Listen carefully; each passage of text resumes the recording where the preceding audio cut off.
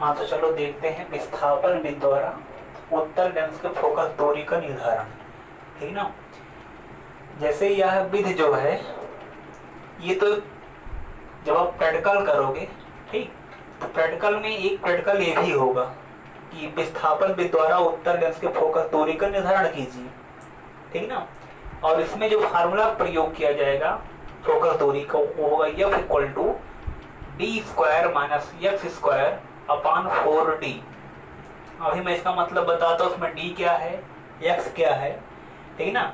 तो यहाँ D का मतलब ये होगा कि जहां पर स्क्रीन रखा गया, इसे एक स्क्रीन होगा पर्दा, और यहाँ पर ऑब्जेक्ट होगा, दोनों के बीच की जो डिस्टेंस होगी दैट इज T, वही कैपिटल D कहलाएगा।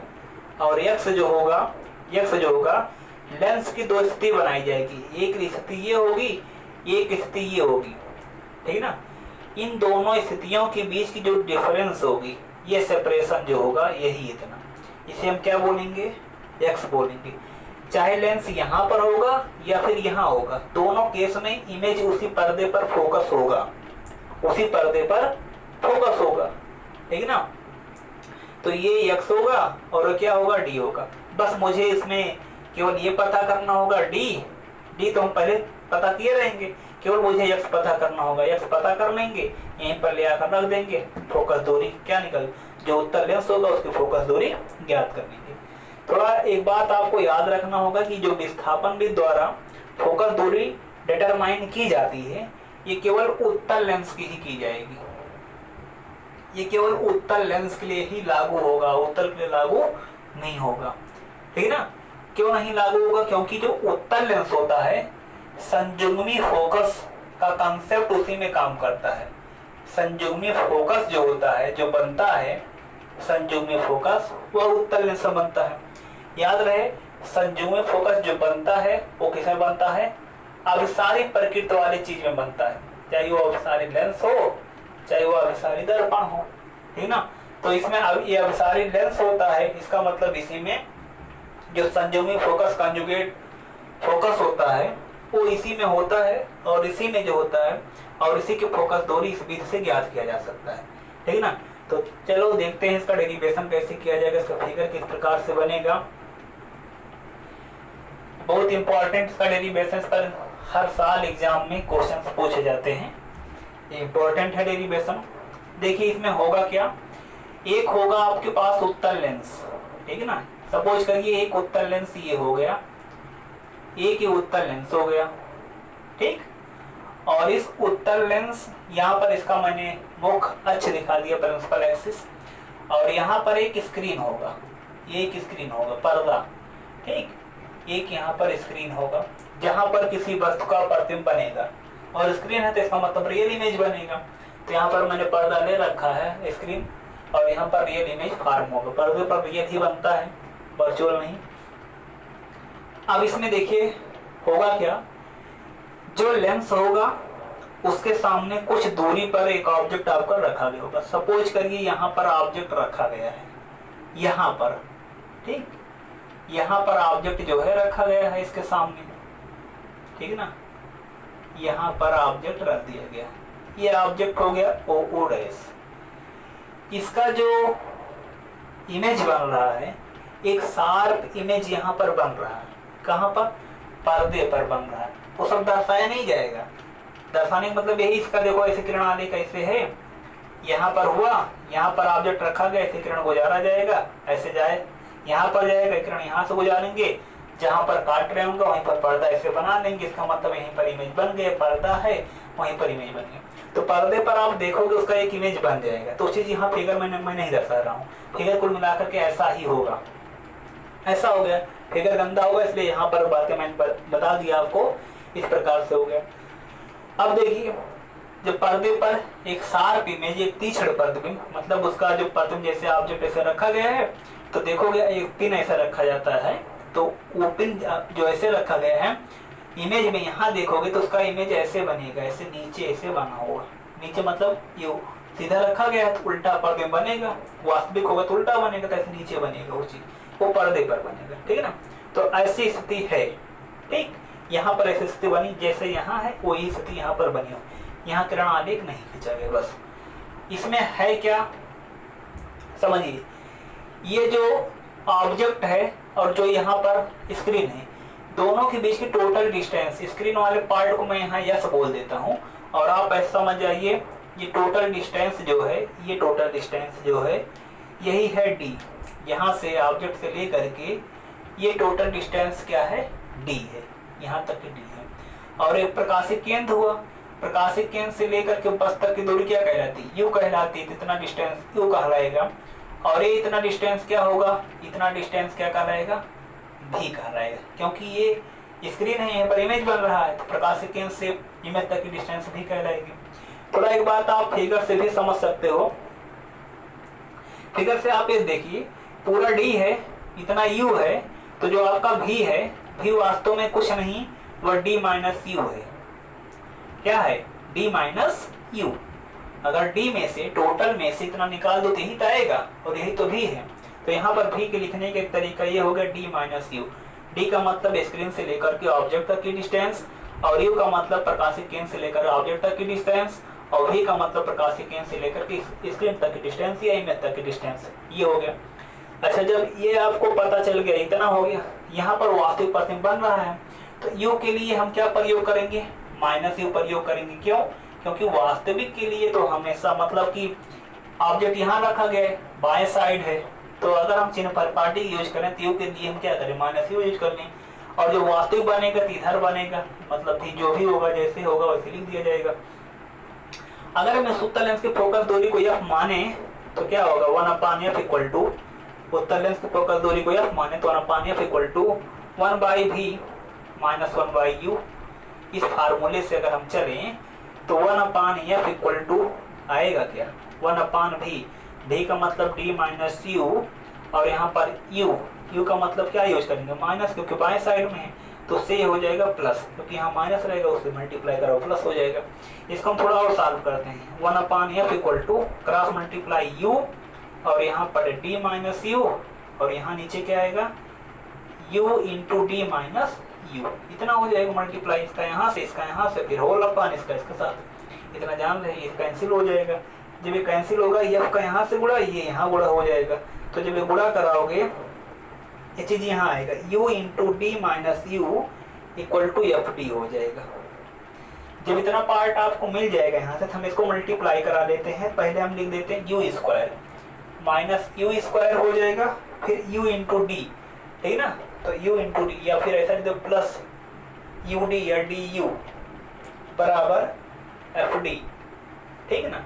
इस वाले पोर्शन को हम इधर लेकर आए, जब इधर लेकर आएंगे तो यहाँ लिख सकते हैं माइन, या ऐसा सोचिए ये वाला पार्ट मैं उधर ले जा रहा हूँ, ये सब उधर ले गए तो यहाँ पर क्या बचा, 0 बचा।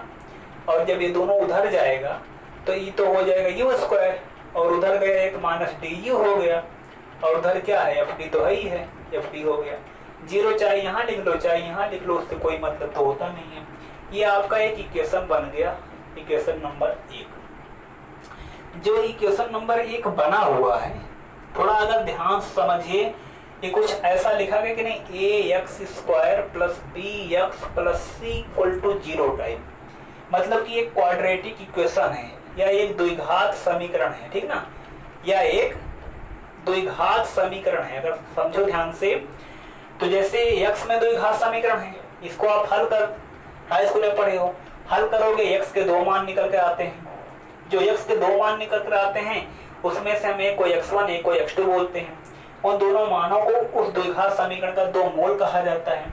उसी प्रकार से ये भी एक द्विघात समीकरण है जो u में है, मतलब यहाँ u के 2 मान निकल कर आएंगे। कुल मिलाकर के ये बात समझ में आई, ये u में एक द्विघात समीकरण है और इसमें u के 2 मान मिलेंगे, u के 2 मान मिलेंगे। तो जो u के 2 मान मिलेंगे हम उसको थोड़ा ज्ञात कर लेते हैं। देखो यहाँ यू स्क्वायर, यहाँ डी यू, जैसे वहाँ भी एक्स होता था अचर पर, ये देखो ये भी अब अचर होता है, ये भी अचर है, ये भी दूरी, दूरी कोई भी अचर होता है, और 2 अचर गुणा करते हैं तब भी अचर आता है। अब देखिए, तो जब इसको आप हल करते तो वहां पर देखो a x square plus b x plus c equal to 0, जो ये द्विघात समीकरण हो, इसमें आप जो सिरधराचार्य का सूत्र पढ़े हो वहां से आप x का मान निकालते थे, माइनस बी लिखते थे, x का गुणांक लिखते थे, माइनस x का गुणांक plus minus square root of B square, मतलब इस गुणांक का जो वर्ग हो, इस गुणांक जो उसका वर्ग माइनस 4ac, 4a और a बटे क्या लिखा जाए 2 इंटू स्क्वायर वाले गुणांक। यही फार्मूला पढ़े हो, यही फार्मूला यहाँ आप लगा लीजिए। जैसे यहाँ x के मान प्राप्त, यहाँ u के मान प्राप्त करोगे तो यहाँ u बराबर क्या आएगा, यहाँ पर x गुणांक माइनस यहाँ u का गुणांक लिखा जाएगा तो माइनस तो ऑलरेडी इसलिए प्लस हो जाएगा, ठीक ना, प्लस माइनस फार्मूले का हो जाएगा। उसके बाद बी स्क्वायर मतलब u का गुणांक जो भी होगा माइनस है इसका वर्ग तो डी स्क्वायर हो जाएगा, माइनस 4 a का मतलब इसका गुणांक एकांक होता है, एकांक हो गया। अचर पद क्या है, एफ डी है, ठीक ना। इतनी बात आपको समझ में आनी चाहिए। डिवाइड बाई 2a, a का मतलब स्क्वायर वाले का गुणांक एक है, कोई इम्पैक्ट तो डालेगा नहीं, बस ये हो गया। इतना चीज आपने यहाँ लिख रखा, ठीक। अब इतना मैथमेटिक्स है हाई स्कूल लेवल का, इतना आपको याद होना चाहिए। क्या क्या मैंने किया देखो, यहाँ पर जो इसका गुणांक है माइनस में है ना, तो यहाँ माइनस फार्मूले को होता है माइनस ऑफ माइनस डी, मतलब डी हो जाएगा प्लस माइनस इसी का वर्ग कर लो, माइनस डी का वर्ग डी स्क्वायर हो जाए माइनस 4 करके यहाँ वाले गुणांक और ये वाला चीज गुणा करा दो, बटे क्या लिख दो 2 लिख दो। अब देखो इस बार पॉजिटिव लोगे तो एक मान आएगा, नेगेटिव लोगे तो एक मान आएगा, तो यहाँ पर 2 मान यू के निकल आएंगे। थोड़ा मैं यहाँ यू के बारे में लिखा, यू के 2 मान आएंगे। यू के कितने मान आएंगे, 2 मान। एक मान मैंने मान लिया u1 है, दूसरा मान लिया क्या है u2 है। तो जो u1 आएगा पहला मान आएगा वो मान लीजिए मैंने पॉजिटिव लेकर, जैसे आप लिखते ना प्लस लेने पर माइनस लेने पर, तो प्लस लेने पर जो मान आया वो मैंने मान लिया क्या है u1 है। तो यहाँ d plus square root of D square minus 4fd और डिवाइड बाई कितना हो जाएगा 2, ये हो गया u1 और u2 कितना हो जाएगा d, अब की बार माइनस ले लिया गया, यहाँ डी स्क्वायर माइनस 4fd और डिवाइड बाई कितना हो जाएगा 2। यहाँ से u के आपने दोनों मान निकाल लिया, ये पॉजिटिव लेने पर और ये नेगेटिव लेने पर। इस मान को देकर क्या समझ में आ रहा है, मान को देकर ये समझ में आ रहा है कि हमने जो u का एक पोजीशन लिखा है वास्तव में u की 2 स्थितियां संभव हैं। u की कितने मान आ रहे हैं, 2 मान आ रहे हैं, इसका मतलब u के 2 स्थिति संभव है। मतलब ऑब्जेक्ट से जो लेंस रखा गया है कुछ दूरी पर, u दूरी पर, उसकी हम 2 पोजीशन प्राप्त कर सकते हैं, लेकिन दोनों केसेज में एक ही इमेज बनेगा, क्योंकि यहाँ 2 मान आ रहे हैं ना। इसका मतलब यहाँ पर एक तो पहला हो गया, लेंस की पहली पोजीशन हो गई है, तो एक पोजीशन और बनेगा, वो पोजीशन और एक बन, क्योंकि यहाँ 2 मान आ रहे हैं इसलिए 2 पोजीशन बनेगी। तो एक पोजीशन पर ये हो गया, चाहे u1 का समझ लो चाहे u2 का समझ लो। अब हम अगले पोजीशन की बात करते हैं। अगला पोजीशन एक और भी होगा, ठीक, जिससे भी लेंस का इमेज जो ऑब्जेक्ट होगा उसका इमेज तब भी इसी स्क्रीन पर बनेगा, वहीं पर बनेगा, ठीक ना। अब हम लेंस की उस पोजीशन को फाइंड आउट करते हैं, उसको हम कहाँ करेंगे। तो उसके लिए किया क्या जाता है, अब यहाँ पर थोड़ा मैं मिटा रहा हूँ इस चीज को, ठीक ना। उसके लिए आपको करना क्या होगा, देखिए आप लेंस जो यहाँ लिए उसको थोड़ा दाएं बाएं शिफ्ट करोगे, शिफ्टिंग करेंगे। तो मान लीजिए मैंने इसको यहाँ शिफ्ट करके यहाँ कुछ लेकर आया, लेंस की जो पोजीशन मैंने यहाँ बनाया है इसको शिफ्ट करके मैंने यहाँ पर बनाया। ये जो बना रहा है ये शिफ्टिंग है, ये शिफ्ट किया गया यहाँ से।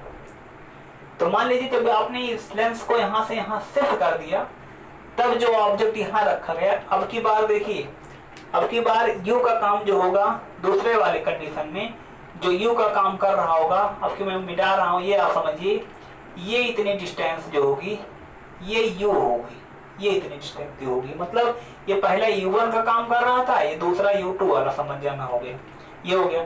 और जो ये डिस्टेंस होगी ये होगी क्या, नया इमेज यहाँ पर बनेगा उसी पर्दे पर ही, ऑब्जेक्ट तो वही है।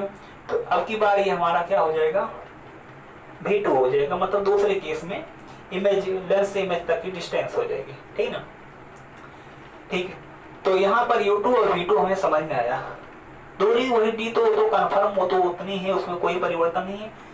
जब लेंस की आप यहाँ से यहाँ शिफ्ट किए हो, जितनी शिफ्टिंग करने पर ये सेट हुआ है पर्दे पर इमेज, वही शार्प इमेज वैसे इमेज बना है जैसे पहले बना था। जितनी शिफ्टिंग आप किए हो, जितनी शिफ्टिंग किए हो दैट इज यक्स, उसी को आप क्या बोलोगे, यक्स बोलोगे, वही है यक्स। ठीक है ना। थोड़ा यक्स के बारे में आप समझो, यक्स आपने किसको बोला है।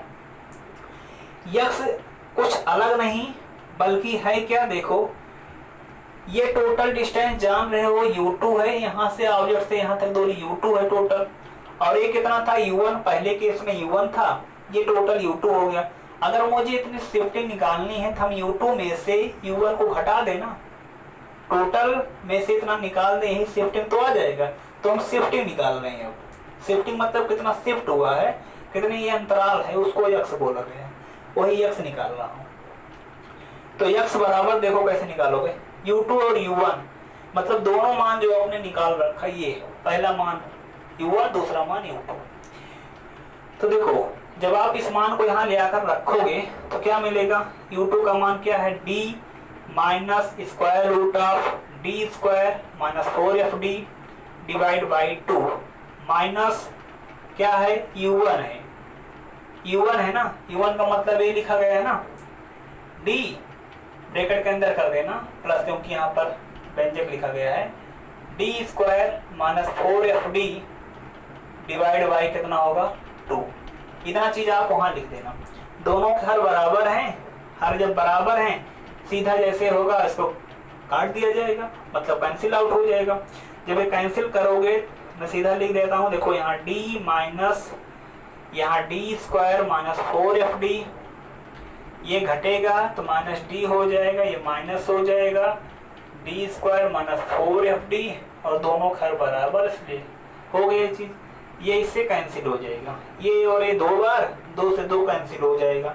अब मैं केवल क्या लिख रहा हूँ, ये जुड़ गया तो माइनस 2, और क्या हो जाएगा, डी स्क्वायर माइनस 4fd, ठीक ना, D square minus 4fd divide by क्या 2, 2 से 2 कैंसिल आउट। जब 2 से 2 कैंसिल आउट हुआ क्या आया, माइनस इतना आया।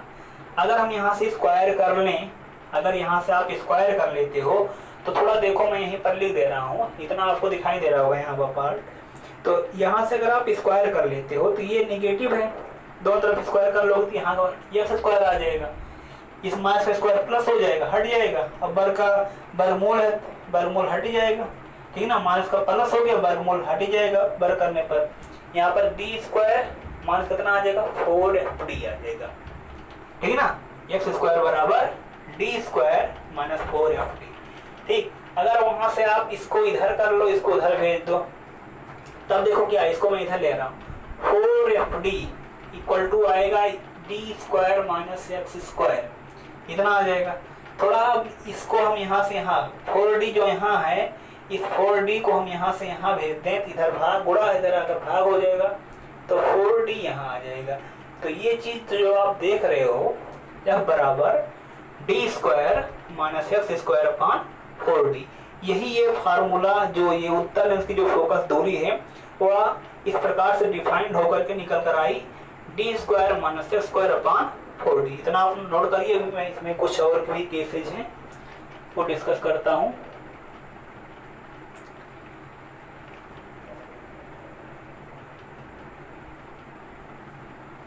चलिए ठीक है, अब इसमें कुछ स्पेशल केसेज हैं, थोड़ा उसका भी डिस्कशन समझिए आप क्या है।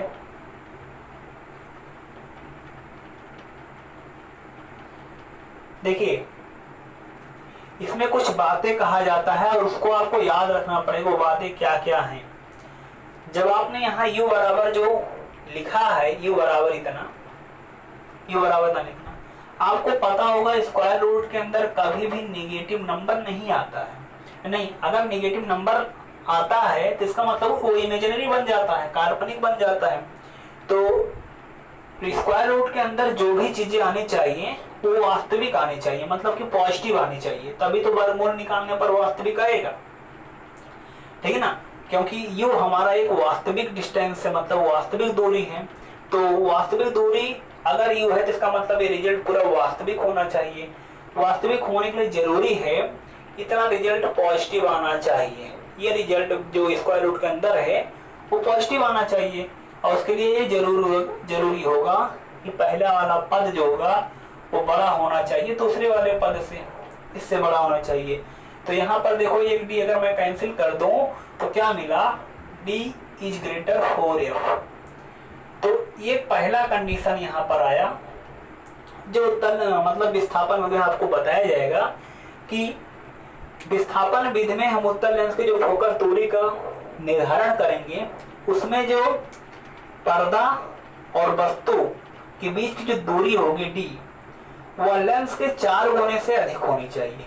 अगर अनुमान आपको बता दिया गया, कहा दिया गया है कि उत्तल लेंस की फोकस दूरी 10 के आसपास है, 10 कहा दिया गया, 10 है, तो आप जो डी शिफ्ट करना, जो डी को रखना, ठीक है ना, मतलब यहाँ से यहाँ पर्दा और जो ऑब्जेक्ट होगा उसको आप अगर सोचो हम 20 पर कहीं प्राप्त कर लें उल्टा प्रतिबिंब तो नहीं बनेगा, 30 पर नहीं मिलेगा, 40 पर मिल सकता है आपको, 40 पर भी मिल सकता है या उसके बाद भी मिलेगा, ठीक है ना, क्योंकि डी आपका 4f से बड़ा होना चाहिए, डी 4f से बड़ा होना चाहिए। अगर इससे कम है तो आपको रिजल्ट नहीं मिलेगा, ठीक है ना, मतलब कि ऑब्जेक्ट का उल्टा प्रतिबिंब पर्दे पर प्राप्त नहीं होगा। ये चीज आपको पहले याद रख लेना, D is greater than 4f। एक बात तो ये हुआ। दूसरी बात जो इसमें और आपको समझना चाहिए वो क्या है, देखिए जब लेंस की आप एक स्थिति फाइंड आउट कर लेते हो, जैसे मैंने अभी आपको बताया कि ये उत्तल लेंस हुआ, यहाँ पर रखा गया है, ठीक है ना, यहाँ से रखा गया तो यहाँ पर यहाँ स्क्रीन है, ठीक है ना, इसमें 2 केसेज बन रहे हैं, एक यहाँ पर U1 आएगा, U1 के रिगार्डिंग दूरी V1 होगी और U2 के रिगार्डिंग V2 प्रतिबिंब की दूरी लिया जाएगा। थोड़ा हम U1 V1 U2 और V2 के बीच रिलेशन कुछ फाइंड आउट कर लें, देखते हैं क्या आएगा। और यहाँ ऑब्जेक्ट से यहाँ तक डिस्टेंस जान रहे हो, पूरा क्या है, D है, इतना आपको पता है। एक बात आप इसमें बता सकते हो या बोल सकते हो, ऐसा देखो V1 क्या है, V1 कुछ अलग नहीं, अभी मैंने आपको बताया था टोटल डिस्टेंस में से अगर आप ये इतना दूरी पहले केस वाली समझो, ये यहाँ से U1 है तो यहाँ से दूरी क्या कहलाएगी, V1 कहलाएगा। तो V1 बराबर क्या होगा, D माइनस U1 होगा, D माइनस U1 होगा।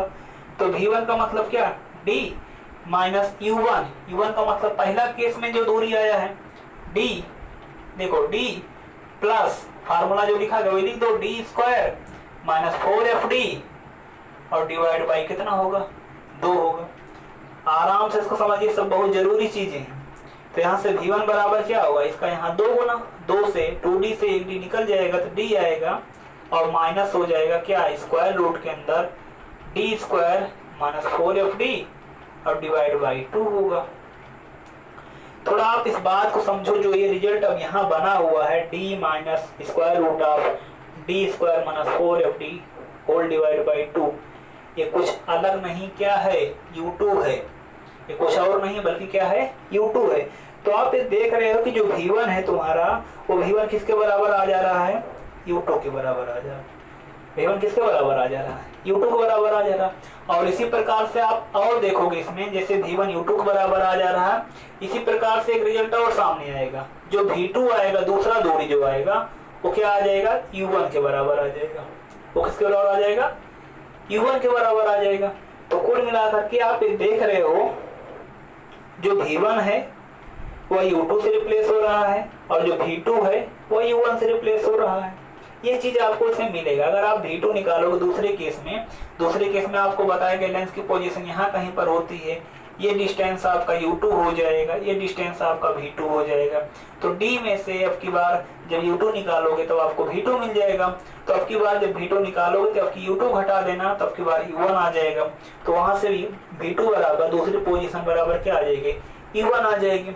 इस बात को आप लोग याद रखना कि जो पहले केस में जो V1 होगा वो दूसरे वाले केस में जब हम अगली शिफ्टिंग करेंगे वही जितना मान V1 का आया होगा वो दूसरा वही मान किसके बराबर हो जाएगा, U2 के बराबर हो जाएगा। मतलब कि अगर ये कितनी दूरी थी पहले, अगर ये पहली दूरी मान लीजिए 10 है U1 का मान, तो जितना U1 है उतना हमारा दूसरी केस में क्या हो जाएगा, V2 बन जाएगा। इसका मतलब दूसरी केस में जो V2 बनेगा वो 10 आ जाएगा। हाँ, अगर पहले केस में हमारा मान लीजिए V1 का मान 15 है, तो इसका मतलब दूसरे केस में हमें जो ऑब्जेक्ट होगा वहां से लेंथ 15 पर शिफ्ट कर देना होगा और हमें वो प्राप्त हो जाएगा, ठीक है ना, वो चीज आपको वहां से प्राप्त हो जाएगा। तो इस वैल्यूज को आप, ये कंडीशंस को याद रखना, v1 बराबर u2 और यहाँ पर क्या हो जाएगा v2 बराबर u1। ये केस बन गया यहाँ पर। मतलब अब इसी से आप समझिए कुछ केसेज, आप कुछ स्पेशल कंडीशंस निकाल रहे हो, ठीक ना। कुछ चीजें हम एक और समझ लेते हैं इसमें, एक दो पॉइंट इसमें और है जो विस्थापन के लिए जरूरी होगा। जैसे एक बात इसमें ये कहा जाएगा कि अगर हमसे कहा दे लेंस की आप क्या नाम है मैग्निफिकेशन निकालिए, आवर्धन, रेखीय आवर्धन, तो यहाँ पर एक जान रहे, एक केस यहाँ पर हुआ, एक केस यहाँ पर, दो केसेस बनते हैं ना इसमें। यहाँ स्क्रीन होता है, ये पूरा डिस्टेंस टी कहलाता है, यहाँ पर ऑब्जेक्ट रखा गया होता है कोई। तो अगर हम माने ऑब्जेक्ट तो हमारे पास एक ही है, ऑब्जेक्ट तो आपके पास एक ही रखा गया, उसकी लेंथ को आप ओ डैश मान सकते हो, उसकी लेंथ को क्या मान सकते हो, ओ डैश मान सकते हो, या ऑब्जेक्ट की लेंथ को आप ओ समझ जाओ, ओ ऑब्जेक्ट की लेंथ होगी, ठीक ना। और जो इमेज की लेंथ होगी उसको मैंने आई मान रखा, ठीक। तो अगर हम पहले केस में मैग्निफिकेशन निकालें m1, तो m1 बराबर क्या हो जाएगा, m1 बराबर आपने क्या पढ़ा, m बराबर आपने पढ़ा होगा v बाई यू, ये फार्मूला पढ़े हो लेंस में। तो पहले केस में v1 है, दूसरी केस में, पहले केस में v1 u1 है, तो यहाँ पर v1 बाई u1 लिख सकते हैं। ये पहला केस हो गया, ठीक ना। जब दूसरा केस बनेगा तो मान लीजिए हम मैग्निफिकेशन कितना आ गया, लेंस की आवर्धन बदल जाएगी, जो इमेज बनेगा ऐसा नहीं उतने बड़ा बनेगा, बनेगा उल्टा ही, पर उसकी लंबाई छोटी बड़ी हो सकती है, ठीक ना। तो m2 बराबर क्या होगा, वो v2 बटे कितना आ जाएगा u2, ये दूसरा। हाँ, तो बस इसके बाद क्या करेंगे, जो m1 m2 है इन दोनों वैल्यूज को आपस में क्या करा देंगे, मल्टीप्लीकेशन कराओ, देखो क्या रिजल्ट आता है। देखो मैं यहाँ पर मल्टीप्लाई करा देता हूँ। अगर आप इन दोनों को मल्टीप्लाई कराओगे तो क्या मिलेगा, m1 m2, यहाँ पर ये चीज v1 बाई u1 और यहाँ पर पूरे हो जाएगा v2, नीचे आ जाएगा u2। अब ये चीज मैंने आपको बताया कि जितना v1 है उतना u2 है, तो अगर उसकी मदद लिया जाए तो देखो क्या रिजल्ट मिलेगा। अगर उसकी मदद आप लेते हो तो क्या मिलेगा, m1 m2 इक्वल टू आएगा क्या, जितना v1 है उतना क्या है u2 बराबर है। तो जहाँ v1 है वहाँ आप u2 लिख सकते हो, यहाँ पर u1 लिख देना, और जितना v2 है उतना u1 है तो यहाँ पर u1 लिख देना, नीचे क्या हो गया u2 हो गया। ये इससे कैंसिल है, इससे कैंसिल, कुल मिला करके m1 m2 बराबर क्या आ जाए, 1 आ जाएगा। तो एक रिजल्ट ये याद रखना है कि विस्थापन विधि में लेंस की दोनों स्थितियां जो बनती हैं, एक स्थिति है एक स्थिति है, इन दोनों स्थितियों में अगर पहली स्थिति में लिनियर मैग्निफिकेशन m1 हो, दूसरे में m2 हो, तो दोनों का गुणनफल 1 के बराबर होगा। इसका मतलब अगर मुझे 1 का पता है, दूसरे कंडीशंस में हम निकाल सकते हैं m1 m2 इक्वल टू 1। एक बात आप और इसमें समझिए, मैग्निफिकेशन दोनों में अलग अलग आता है, पर दोनों में सिमिलरिटी क्या है, दोनों केस में हमारे पास जो ऑब्जेक्ट रहता है वो एक ही रहता है। इसका मतलब ऑब्जेक्ट हमारे पास अगर एक ही है तो उसकी लेंथ भी एक होगी। अगर हम ऑब्जेक्ट लेंथ को ओ माने और इमेज की लेंथ को पहले वाले केस में जो इमेज बन रहा होगा वो अलग लंबाई का होगा, मैंने अब आपको बताया। दूसरे केस में जो इमेज बनेगा उसकी अलग लंबाई होगी, उसकी अलग लंबाई होगी। तो देखो इस फार्मूले को अगर मैं आगे बढ़ाऊं तो उसको मैं ऐसा भी लिख सकता हूँ, m1 जो लिखा गया है तो यहाँ इसका मतलब क्या होगा, I1 बटे O। पहले वाले केस में अगर हम इसको ऑब्जेक्ट की लेंथ में दर्शाएं, इमेज और ऑब्जेक्ट की लेंथ में दर्शाएं, जो चीज अभी यहाँ इसमें है अगर इसमें दर्शाए तब क्या होगा। दूसरे में I2 पर ऑब्जेक्ट तो ही है, बराबर क्या होगा 1 आएगा। इसको आप यहाँ भेज दीजिए तो यहाँ पर ऐसा लिख सकते हैं ओ स्क्वायर इक्वल टू, मतलब ऑब्जेक्ट जो होगा उसका स्क्वायर बराबर पहले केस में जो इमेज बने उसकी लेंथ गुणे दूसरे केस में जो इमेज बना उसकी लेंथ। तो यहाँ से ऑब्जेक्ट की लेंथ बराबर क्या आ जाएगी, square root of I1 I2, square root of I1 I2। तो यहाँ से आप देख रहे हो जो फार्मूला आपको मिला, इससे आप क्या समझते हो कि अगर इसकी मदद से हम कर क्या सकते हैं, जैसे हमें ये पता हो कि जो उत्तल लेंस है, पहले केस में इसकी इमेज जो बनी उसकी लंबाई 3 सेंटीमीटर है, दूसरे केस में जो इसकी इमेज बनी वो 12 सेंटीमीटर लंबी है। तो बताइए ऑब्जेक्ट की लेंथ कितनी होगी। तो ऑब्जेक्ट की लेंथ बराबर सीधा हम कर लेंगे, फार्मूला लगाएंगे। पहले केस में 3 है, दूसरे केस में 12 है, तो 12 3 36, 36 का वर्गमूल निकाल लेंगे, कितना आ जाएगा 6।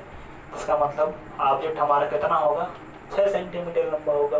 तो इसकी मदद से बहुत सी प्रॉब्लम सॉल्व की इसकी मदद से। I बराबर square root of I1 I2, ये भी विस्थापन वाले फार्मूला लगाया जाएगा, इसी फार्मूले में लगाया जाएगा। M1 M2 बराबर 1, ये सब रिजल्ट आपको याद रखने हैं। M1 M2 बराबर 1, ये भी विस्थापन विधि वाले फार्मूला लगेगा। O बराबर ऑब्जेक्ट की लेंथ बराबर स्क्वायर रूट ऑफ पहले केस में इमेज की लंबाई, दूसरे केस में इमेज की लंबाई, ये भी इसी में लगेगा। इसकी जो फोकस दूरी का फार्मूला मैंने बताया आपको, फोकस दूरी का जो फार्मूला बताया, F बराबर क्या बताएगा, F बराबर बताएगा d square minus x square upon 4d बताएगा, ठीक ना। d दोनों के बीच सेपरेशन जो होगा वो होगा, x जो होगा दोनों के बीच सेपरेशन जो होगा वो होगा, और d जो होती है पर्दे से लेकर के ऑब्जेक्ट तक की डिस्टेंस होती है, ये चीज। और उत्तल विस्थापन भी से जो फोकस दूरी का फार्मूला आएगा यही आएगा, ठीक ना। इसी को बोला जाता है डिस्प्लेसमेंट मेथड, ठीक ना, डिस्प्लेसमेंट मेथड, विस्थापन विधि द्वारा फोकस दूरी का निर्धारण जो करते हैं। और क्या एक बात समझना है, इसमें यह समझना है कि जो d होना चाहिए वो लेंस की जो फोकस दूरी हो उसके 4 गुने से अधिक होना चाहिए। ये 4 बिंदु हैं इसको समझने के लिए टोटल, आप इसको याद रखना, और इसी की मदद से आप बहुत से प्रॉब्लम में सॉल्व कर पाओगे, ठीक है ना। तो बस आज के लिए इतना ही। आप इन दोनों हेडिंग को अच्छी तरह समझिए। जो लेंस है वो ये समझिए 95% कंप्लीट हो चुका है। लेंस जो टॉपिक आप पढ़ रहे हो ये 95% कंप्लीट हो चुका। केवल एक चीज में मुझे आपको और बताना है, combination of lens and mirror, मतलब कि दर्पण और जब लेंस को आपस में कंबाइंड करेंगे तो उनकी पावर को कैसे डिफाइन करते हैं, ठीक है ना, उनके फोकल लेंथ को किस तरह डिफाइन करते हैं, ये सब चीजें हैं। एक आध जो 2 क्वेश्चन जो है लास्ट के मिलते हैं, उसके लिए मुझे इसकी थ्योरी आपको बतानी पड़ेगी। तो अगले लास्ट वीडियो में, जो अगला वीडियो मैं बताऊंगा लास्ट वीडियो होगा, और उसमें यही सब बातें जो होंगी डिस्कस की जाएंगी, ठीक ना। तो आपका पूरा चैप्टर कंप्लीट हो चुका है लगभग। आप लोग एक काम करिए, रिवीजन इसका स्टार्ट कर देना, लेंस तक का आप रिवीजन कंप्लीट कर लो। अब जो मैं स्टार्ट करूंगा बताऊंगा एक वीडियो के बाद, वो मैं स्टार्टिंग से आपको पढ़ाना शुरू करूंगा, जिसमें से मैं आपको स्टार्टिंग का पहला चैप्टर बताऊंगा, इलेक्ट्रिक फील्ड, इलेक्ट्रिक चार्ज, ठीक ना, electric charge and electric field, ठीक ना, इलेक्ट्रिक फील्ड, ये वाला चैप्टर, पहला चैप्टर जो होगा वो स्टार्ट किया जाएगा, ठीक है ना। स्टार्टिंग से जो आपको नोट्स विद्यालय से प्रोवाइड किया गया है, ठीक है ना, वो चीजें मैं आपको स्टार्टिंग समझाना प्रारंभ करूंगा। तब तक आप लोग इस सभी चीजों का रिवीजन कर डालिए अच्छी तरह से, ठीक है ना। कोई प्रॉब्लम हो तो आप बताइए, ठीक।